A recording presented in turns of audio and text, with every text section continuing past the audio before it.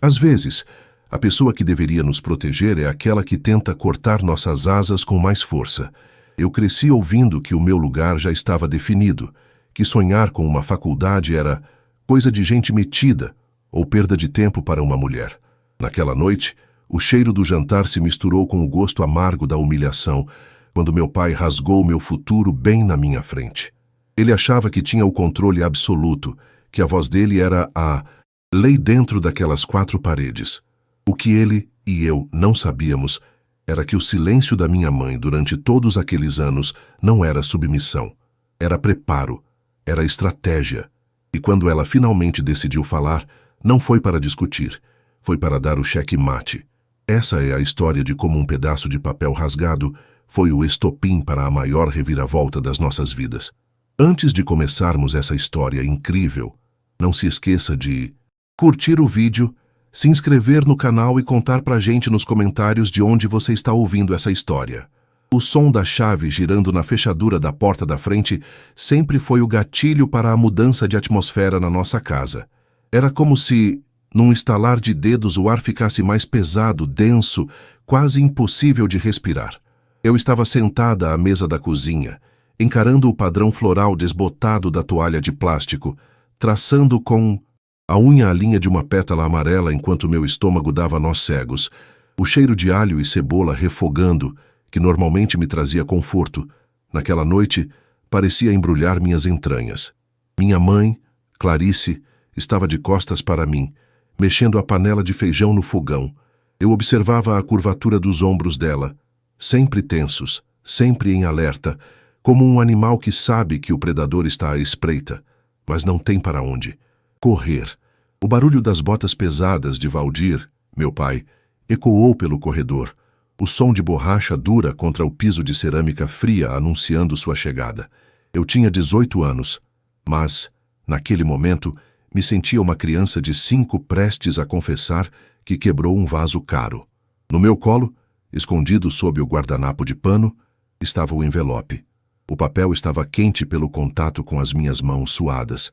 Eu havia passado o último ano vivendo uma vida dupla, de dia, a filha obediente que cuidava da casa enquanto a mãe trabalhava fora como costureira.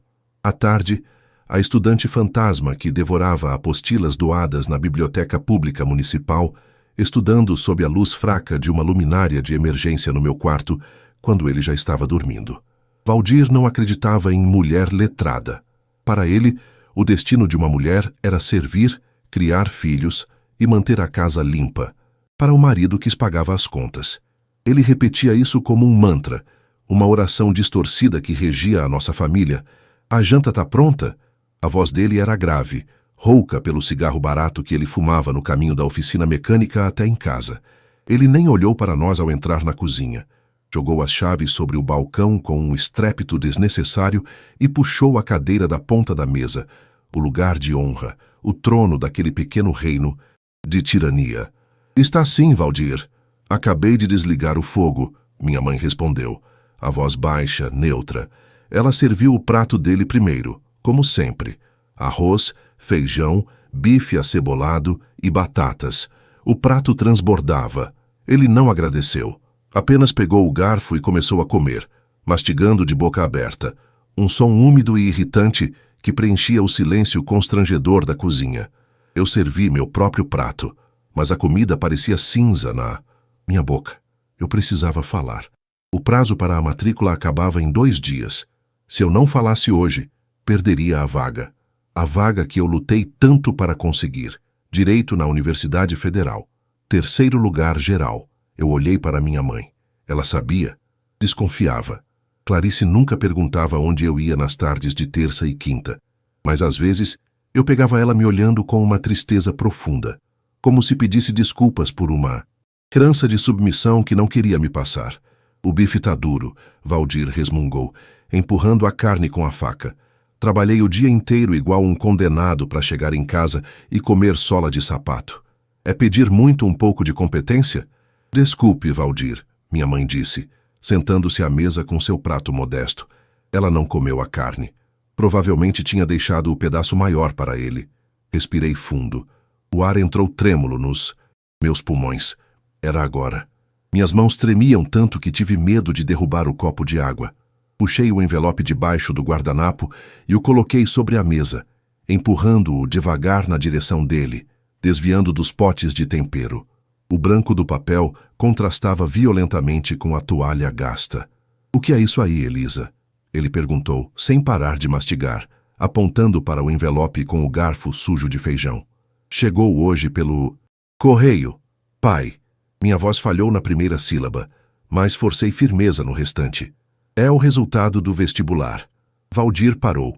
O garfo ficou suspenso no ar, a meio caminho da boca. Ele engoliu a comida devagar, os olhos estreitando-se, focados no envelope como se fosse uma afronta pessoal, um insulto deixado à sua mesa. O silêncio que se seguiu foi ensurdecedor. Apenas o zumbido da geladeira velha preenchia o espaço. Ele largou o talher no prato com um tinido agudo e limpou a boca com as costas da mão. "Vestibular?" Ele repetiu a palavra como se fosse uma doença contagiosa. "Eu não lembro de ter te dado dinheiro para inscrição de prova nenhuma." "Eu consegui isenção, pai, e estudei com livros da biblioteca." Expliquei rápido, sentindo o calor subir pelo meu pescoço. "Eu passei, pai, em Direito, na Federal. É de graça. O senhor não vai precisar pagar nada." Ele pegou o envelope. Suas mãos grossas e manchadas de graxa que nenhum sabão tirava totalmente seguraram o papel delicado com uma força desproporcional. Ele leu, ou fingiu ler, já que eu sabia que a leitura dele era lenta e penosa, mas ele viu o logotipo da universidade, viu meu nome, viu a palavra aprovada em letras garrafais. Eu esperava raiva, gritos, talvez até um sermão sobre desobediência, mas o que veio foi pior. Ele riu. Uma risada seca, curta, desprovida de qualquer humor. Uma risada de escárnio. "Direito?" Ele balançou a cabeça, jogando o papel de volta na mesa como se fosse lixo. "Olha só para você, Elisa. Acha que é gente grande? Acha que vai ser doutora? Você não sabe nem fritar um ovo direito sem a sua mãe te ajudar. E acha que vai defender bandido no tribunal? Eu passei em terceiro lugar, pai. Eu tenho capacidade." Insisti. Lágrimas de frustração queimando meus olhos. Eu não queria chorar. Eu tinha prometido a mim mesma que não choraria. Capacidade? A única capacidade que mulher tem que ter é de cuidar da família. Você vai casar, Elisa, arrumar um homem trabalhador que nem eu, e vai agradecer a Deus por ter um teto. Faculdade é lugar de gente que não quer trabalhar, lugar de perdição. Minha filha não vai se misturar com essa gentalha. Mas é o meu sonho, sussurrei. "Sonho não enche barriga", ele gritou, batendo a mão na mesa. Os pratos pularam. Minha mãe estremeceu, mas continuou olhando para o prato intocado. "Eu sou o dono dessa casa. Eu coloco a comida nessa mesa. Enquanto você viver debaixo do meu teto, você segue as minhas regras. E a regra é clara: mulher minha não estuda, mulher minha trabalha em casa." Num movimento rápido, ele pegou o papel novamente. O som que se seguiu foi o mais doloroso que eu já tinha ouvido. "Raask." Ele rasgou o comprovante de aprovação ao meio. Depois juntou as metades e rasgou de novo. E de novo. Os pedaços picados de papel caíram sobre o purê de batatas no meu prato, como confetes de um funeral. "Pronto", ele disse, voltando a pegar o garfo, com a tranquilidade de quem acabou de resolver um problema trivial. "Assunto encerrado. Amanhã você vai na oficina." "O Isetusi. Tião tá precisando de alguém para limpar o chão e fazer café. Vai aprender o que é trabalho de verdade." Eu fiquei paralisada, olhando para os pedaços de papel misturados à comida. Meu futuro, meu esforço, minhas noites sem dormir, tudo transformado em lixo gorduroso. O soluço veio forte, doloroso, mas eu o segurei na garganta. Foi então que o silêncio da minha mãe mudou. Não era mais o silêncio de medo. Durante 30 segundos exatos, ninguém se mexeu. Eu contava mentalmente, tentando não desabar. Valdir comia, ignorando nossa existência. Minha mãe olhava fixamente para um ponto na parede, uma rachadura antiga perto do armário. A respiração dela estava ritmada, profunda. De repente, a cadeira dela raspou no chão. O som foi alto, deliberado. Clarice levantou-se. Ela não recolheu os pratos. Ela não perguntou se ele queria mais suco. Ela simplesmente caminhou até O cabideiro na entrada da cozinha, onde ficava seu casaco bege, aquele que ela usava apenas em ocasiões especiais, como missas ou casamentos. Ela o vestiu com calma, abotoando cada botão com precisão cirúrgica. Valdir parou de mastigar novamente, franzindo a testa, confuso com a quebra da rotina. Onde você pensa que vai, Clarice? Senta aí, não terminei de comer. E traz o café. Minha mãe terminou de abotoar o último botão. Ela alisou o tecido sobre o ventre, ergueu o queixo e se virou para ele. Pela primeira vez em 18 anos, eu vi os olhos da minha mãe. Não os olhos cansados e opacos de sempre, mas olhos brilhantes, duros como diamante. Havia uma frieza neles que fez um calafrio percorrer minha espinha. Elisa, ela disse, e a voz dela não tremeu. Era firme, sólida. Vá para o quarto e faça as suas malas. Eu pisquei, atordoada. O quê? Valdir? Soltou uma gargalhada incrédula, jogando o corpo para trás na cadeira, fazendo a madeira estalar. Ah, pronto. Ficou louca. Ai, patroa, ficou louca. Ele olhou para mim, com um sorriso de escárnio torto. Ouviu sua mãe? Elisa, arrume suas malas. Se não está satisfeita com a minha casa, a porta da rua é serventia da casa. Vão as duas. Aproveitem e durmam na praça. Vamos ver quanto tempo vocês duram sem o meu dinheiro. Minha mãe não respondeu imediatamente. Ela caminhou até o balcão da cozinha, onde ficava uma gaveta que Valdir nunca abria. A gaveta das coisas de costura, onde ficavam linhas, agulhas e retalhos. Ela puxou a gaveta, enfiou a mão lá no fundo, por baixo de um monte de tecidos velhos, e tirou um envelope pardo, grosso, selado com fita adesiva amarelada pelo tempo. Ela voltou para a mesa, parando bem na frente de Valdir. Ele ainda sorria, aquele sorriso arrogante de quem acha que tem o controle do mundo na palma da mão. Clarice jogou o envelope pardo sobre o prato de comida dele, cobrindo o bife duro que ele tanto reclamara. O que é essa porcaria agora? Mais cartinha de sonho? Ele zombou, limpando a gordura do canto da boca. Abra, Valdir, ela ordenou. Não pediu, ordenou. O sorriso dele vacilou por uma fração de segundo. Algo no tom dela, algo naquela postura, ereta e majestosa, acendeu um sinal de alerta no cérebro dele. Com má vontade, ele pegou o envelope, rasgou a ponta com os dentes e puxou o documento de dentro.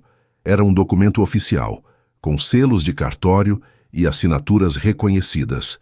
Uma escritura. Você disse que esta casa é sua, minha mãe falou, cada palavra saindo pausada, cortante. Você disse que você é o dono, que você paga as contas, que aqui dentro a sua voz é a lei. Valdir lia o papel, os olhos correndo freneticamente pelas linhas, a cor sumindo do rosto dele a cada parágrafo. A boca dele abriu, fechou e abriu de novo, mas nenhum som saiu. Lê em voz alta a parte do proprietário, Valdir. Ela desafiou, cruzando os braços. Ou quer que eu leia. Ele não conseguiu. As mãos dele começaram a tremer, fazendo o papel farfalhar. Isso não é possível. Ele gaguejou, a voz sumindo. A casa é do meu pai. Ele deixou para mim. Nós. Seu pai deixou a casa para quem cuidou dele nos últimos 5 anos de vida, enquanto ele apodrecia naquela cama e você passava as noites no bar bebendo com seus amigos. Minha mãe disse, e havia um veneno doce na voz dela.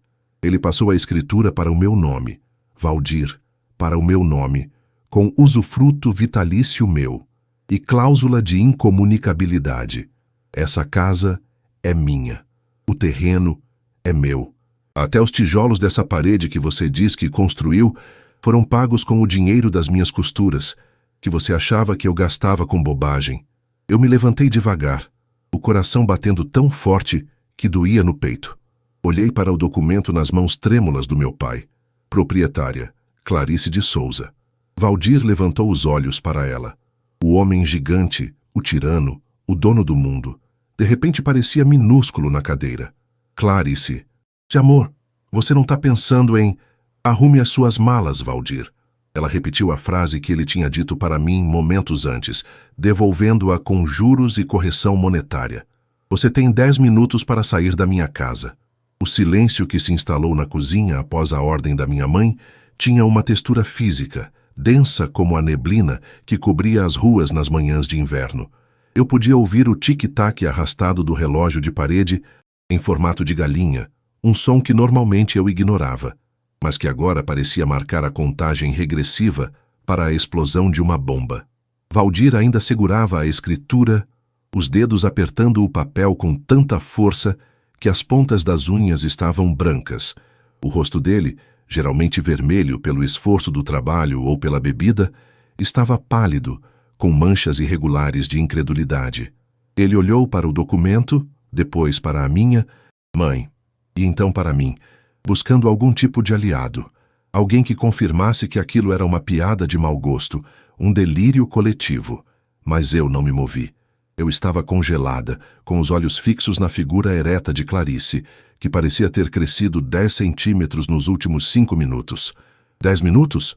Valdir soltou uma risada nervosa, aguda, que morreu na garganta antes de se completar. Você tá brincando, né, Clarice? Isso é ridículo. Eu sou seu marido. A gente é casado. Comunhão de bens, esqueceu? Tudo que é seu é meu. Comunhão parcial de bens, Valdir. Minha mãe corrigiu, a voz fria e cortante como o vento sul. Ela não gritava. Ela não precisava gritar. A autoridade dela emanava de uma certeza absoluta, construída tijolo por tijolo durante anos de humilhação silenciosa. E herança não entra na comunhão. O seu pai fez questão disso. Ele sabia quem você era.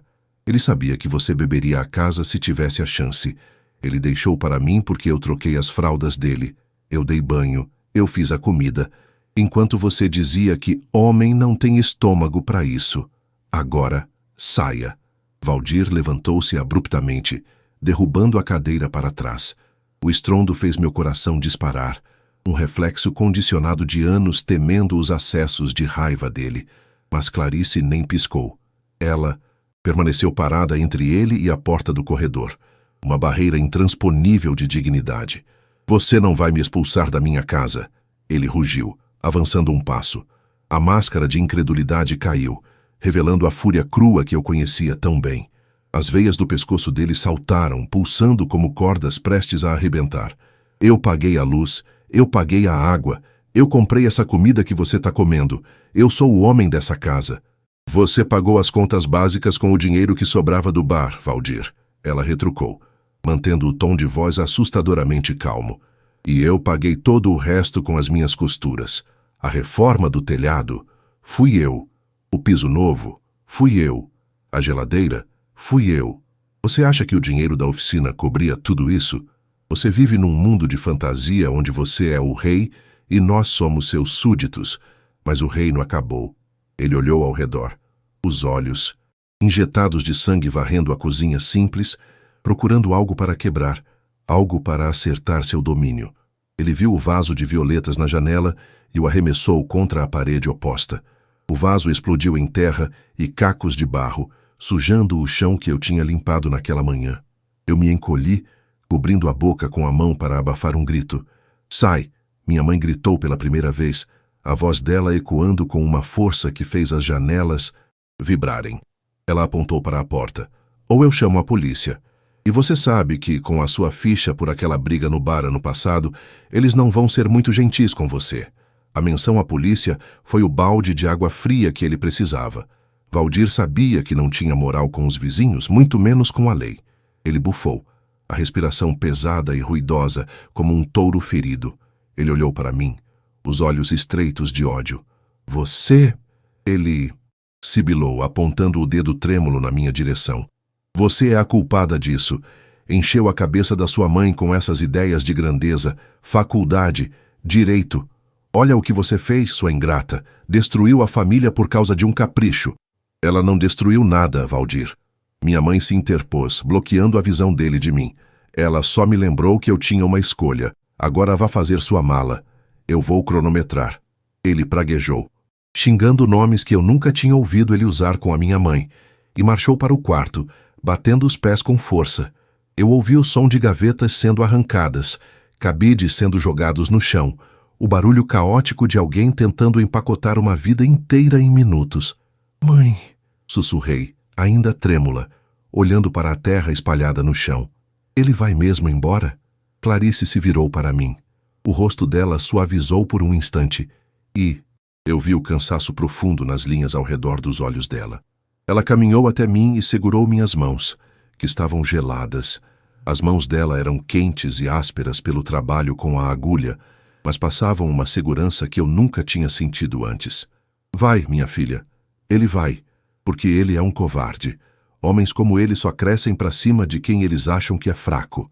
Quando a gente mostra os dentes, eles fogem com o rabo entre as pernas.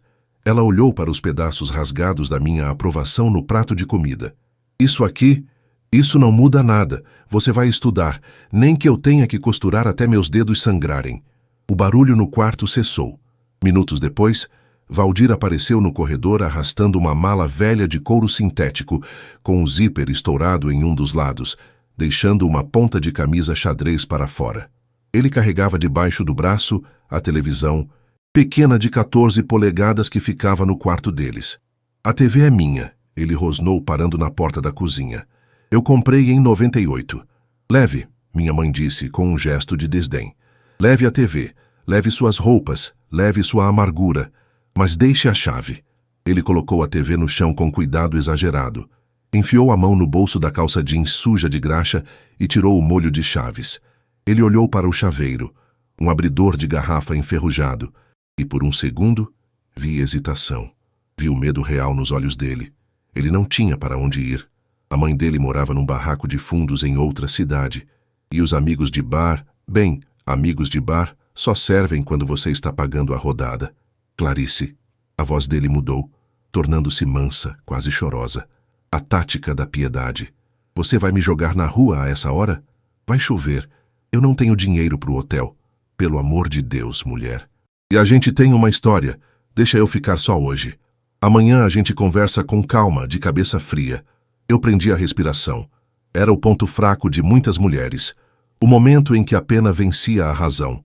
Eu olhei para minha mãe, com medo de que ela cedesse. Mas Clarice já tinha chorado todas as lágrimas que tinha para aquele homem. A história acabou quando você rasgou o futuro da nossa filha, Valdir. A rua é pública. O banco da praça tem teto. Se vira. Você não é o homem da casa. Homem dá jeito. Ela estendeu a mão aberta, esperando. Com um rosnado de frustração, ele jogou as chaves no chão, aos pés dela, recusando-se a entregá-las na mão. O metal tilintou contra a cerâmica.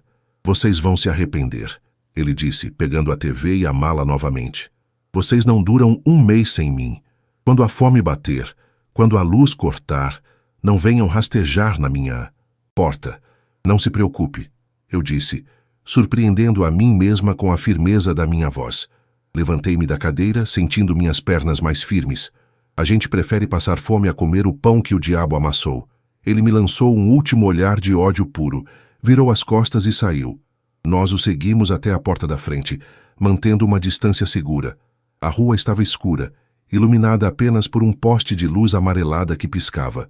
Intermitentemente, eu vi as cortinas da casa da dona Neide, nossa vizinha da frente, se mexendo. Claro que ela estava vendo. Amanhã, o bairro inteiro saberia que Valdir tinha sido expulso e, pela primeira vez, eu não senti vergonha. Senti orgulho. Ele abriu o portão de ferro, que rangeu alto na noite silenciosa. Ele parou na calçada, olhou para a casa uma última vez, talvez esperando que minha mãe corresse atrás dele, implorando para ele voltar.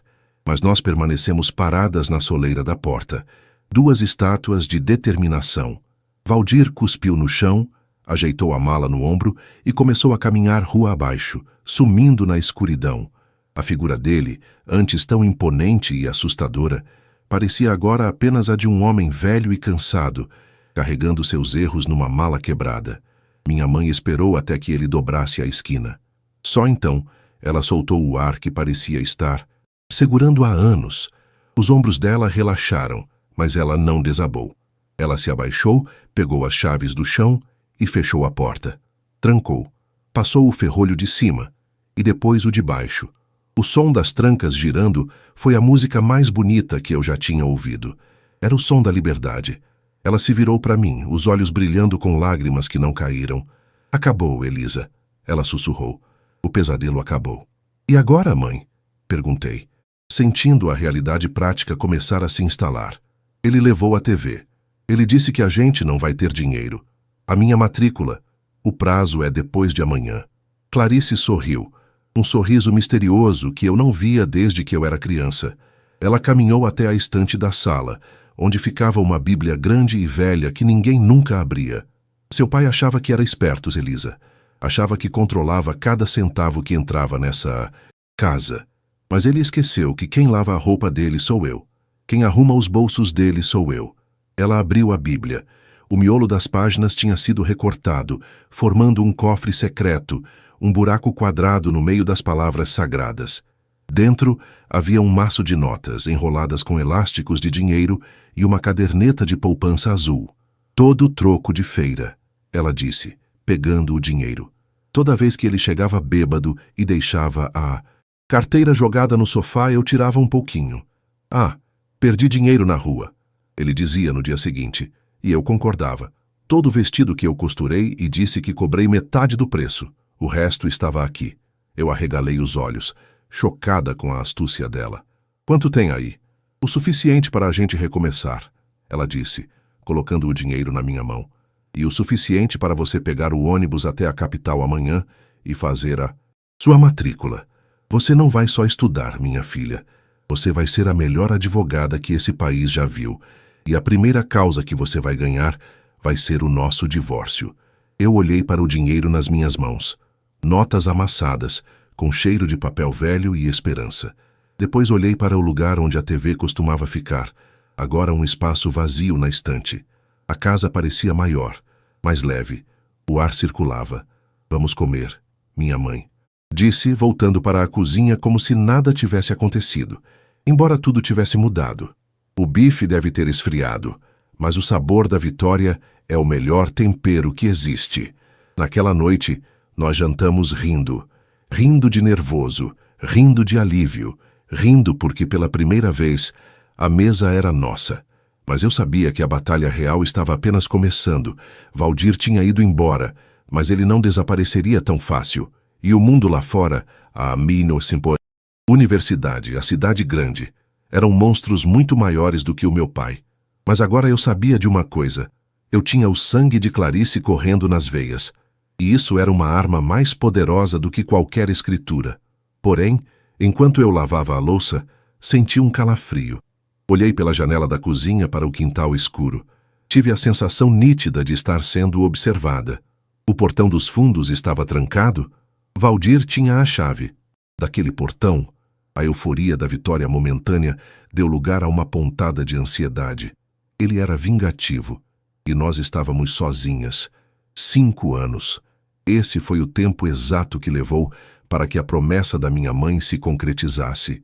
Mas o tempo não passou como um rio calmo. Ele foi uma tempestade. Eu me lembro do cheiro de café requentado nas madrugadas em claro, do gosto metálico de ansiedade na boca antes de cada prova, do som ensurdecedor, da máquina de costura da minha mãe trabalhando freneticamente às 3 da manhã para garantir que eu tivesse o dinheiro da passagem. O dinheiro da Bíblia nos segurou nos primeiros meses, mas a realidade foi brutal. Valdir não voltou naquela noite, mas ele deixou fantasmas. A cada barulho no portão, meu coração parava. A cada conta que chegava mais cara, o medo do fracasso nos rondava. Mas nós tínhamos algo que ele nunca teve. Um propósito. Eu me formei. Não só me formei, como passei no exame da ordem antes mesmo de colar grau. E hoje, o cenário não era a nossa cozinha apertada com cheiro de gordura velha, mas o saguão frio, imponente e assustadoramente silencioso do Fórum Civil da capital. O mármore do chão refletia a luz branca das lâmpadas fluorescentes, criando um ambiente estéril, quase hospitalar. Eu ajeitei a toga sobre os ombros, sentindo o peso do tecido preto. Não era um peso que curvava as costas, como o medo que eu sentia do meu pai. Era uma armadura. Minha mãe estava sentada no banco de madeira envernizada ao meu lado, as mãos, agora marcadas por artrite e anos de trabalho duro, entrelaçadas sobre a bolsa. Ela usava um vestido azul marinho que ela mesma tinha feito, elegante e sóbrio. Ela parecia uma rainha destronada, prestes a retomar sua coroa. Você está nervosa? Ela sussurrou sem me olhar, os olhos fixos na porta da sala de audiências. Não, mãe. E eu não estava mentindo. Eu sentia uma calma gélida, uma certeza absoluta. Eu estudei esse processo mais do que qualquer livro na faculdade. A porta do elevador no fim do corredor se abriu com um ding suave, e lá estava ele, Valdir. O tempo não tinha sido gentil com o dono da casa. Ele estava mais magro, a pele cinzenta, o cabelo ralo e desgrenhado. A postura arrogante de outrora tinha dado lugar a um andar arrastado, mancando levemente da perna esquerda. Ele usava um terno bege, visivelmente barato e mal ajustado, provavelmente emprestado ou comprado em um brechó. Ao lado dele, um advogado jovem, com cara de quem tinha acabado de sair da faculdade e estava visivelmente entediado, checando o celular. Valdir entrou com uma ação de reconhecimento e de solução de união, estável cumulada com partilha de bens. Ele queria metade da casa, a nossa casa. A alegação dele era risível. Dizia que tinha contribuído financeiramente para todas as reformas e que a escritura em nome da minha mãe era uma fraude para esconder o patrimônio do casal. Ele queria dinheiro.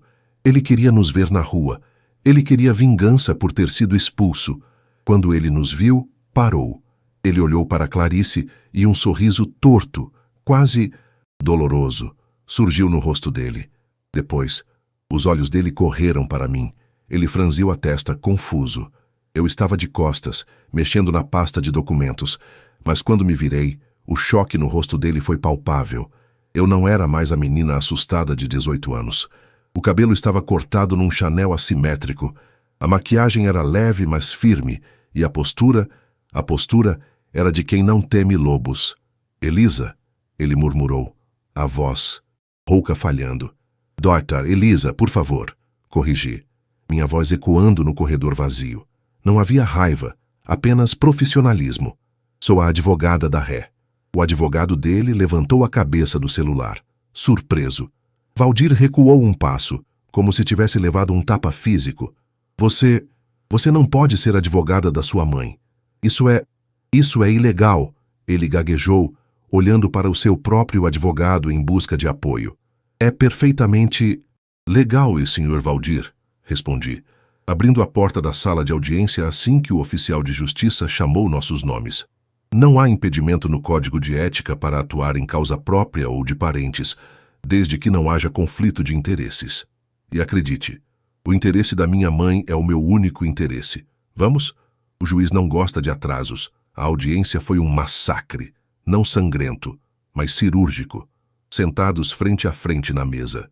Oval, sob o olhar severo de um juiz de cabelos brancos, que parecia já ter visto de tudo nessa vida, Valdir tentou mentir.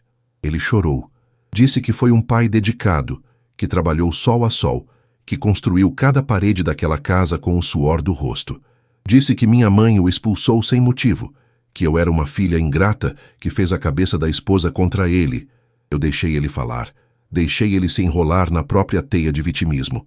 O advogado dele, claramente mal pago e mal preparado, fez perguntas genéricas, tentando provar que houve esforço comum na aquisição do imóvel.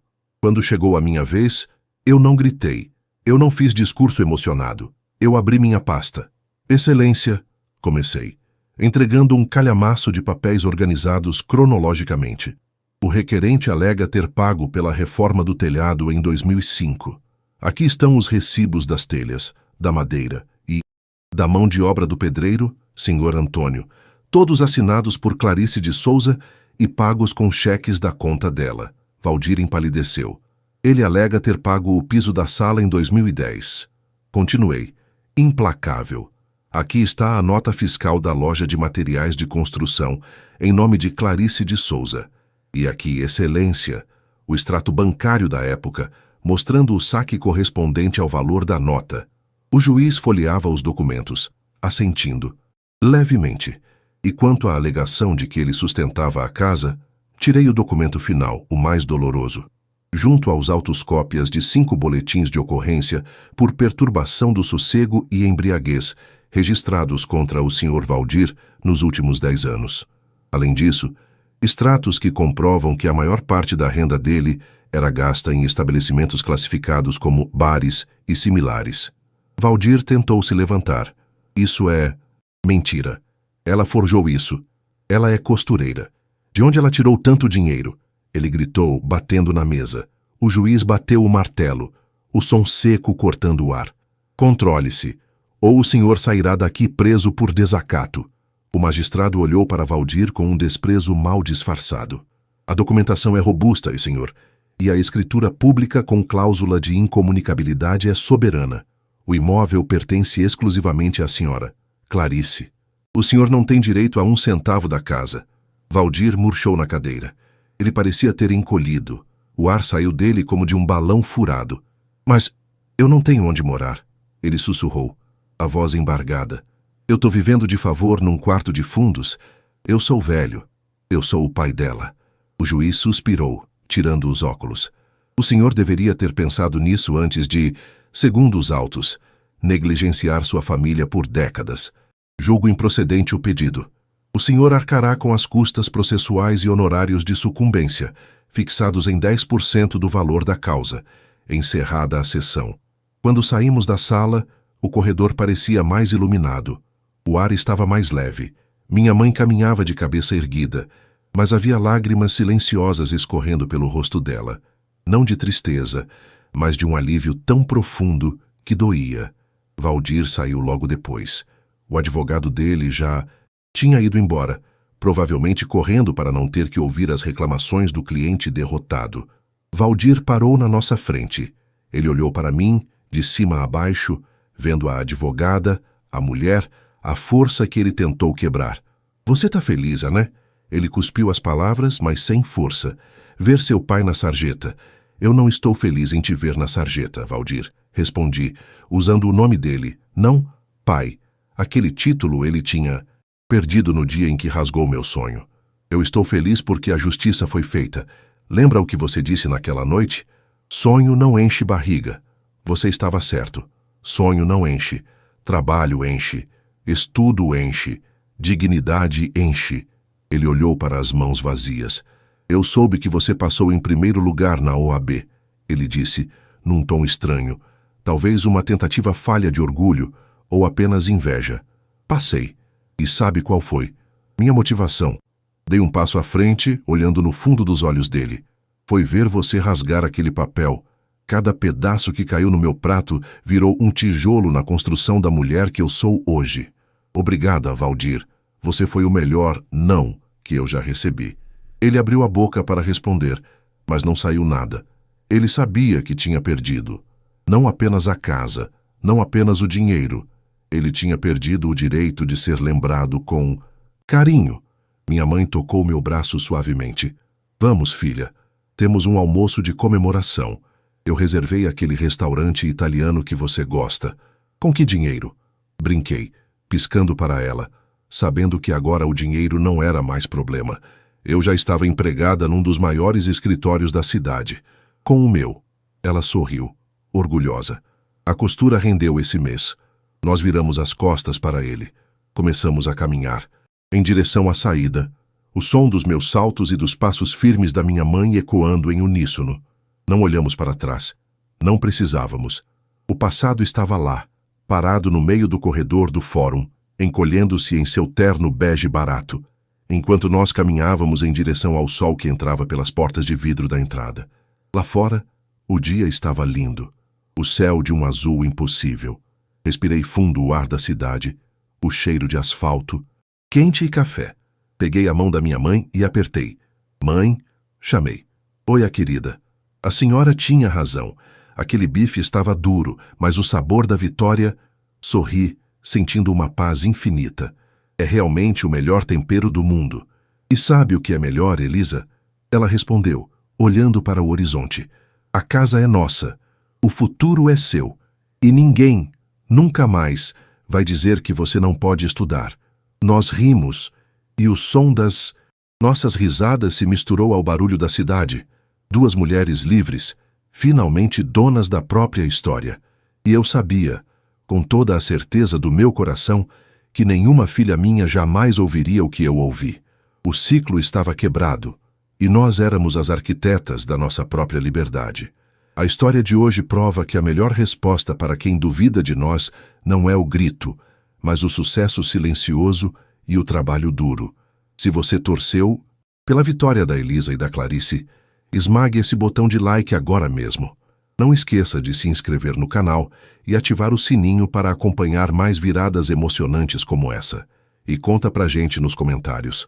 Qual foi o maior não que você já transformou em motivação na sua vida? Sua experiência pode inspirar outras pessoas, assim como a delas nos inspirou hoje. Compartilhe esse vídeo com quem precisa daquele empurrãozinho. Para não desistir dos sonhos, um abraço forte e nos vemos na próxima história.